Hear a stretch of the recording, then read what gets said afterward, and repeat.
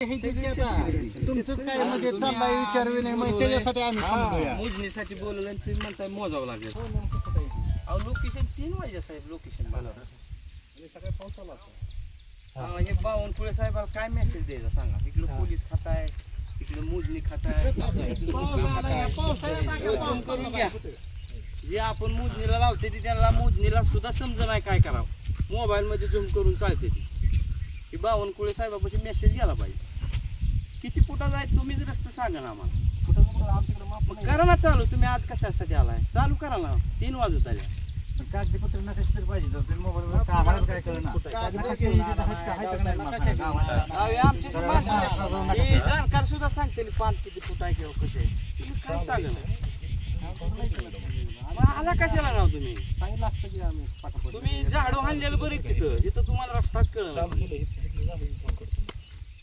कुणी नेमलंय कोणाला रस्ताच सांगायला नाही म्हणजे तुमच्यामुळे पोलीस डिपार्टमेंटच्या लोक आहेत यांचा वेळ वाया जातोय.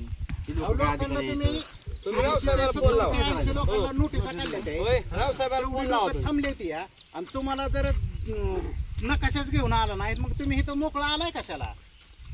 प्राण मॅडम रावसाहेब नाहीतर सगळी बसा इथं. आम्हाला नोटीसा काढून आम्ही काय मोकळे नाही. तुम्हीच पगारदार आहे ना. आम्ही कशाला आलो इथं. तुम्ही नोटीसच काढायला नाही पाहिजे होत्या.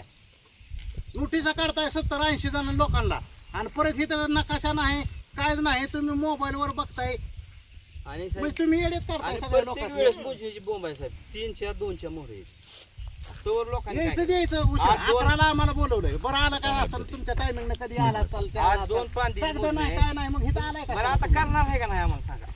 आता करायचं काय तुमचं ते ऐकू द्या आम्हाला. आम्ही म्हणजे काय जातं काय जातं किती फुट आहे ते दाखवायचं. आता तुम्ही कसे आलाय मग कशाला मोजायची काय गरज आहे. मंडल अधिकारी साहेब सांगा की तुम्ही काय तर. रावसाहेबाला फोन लावा. फोन रावसाहेब बघू दे सगळ्यांना. सगळं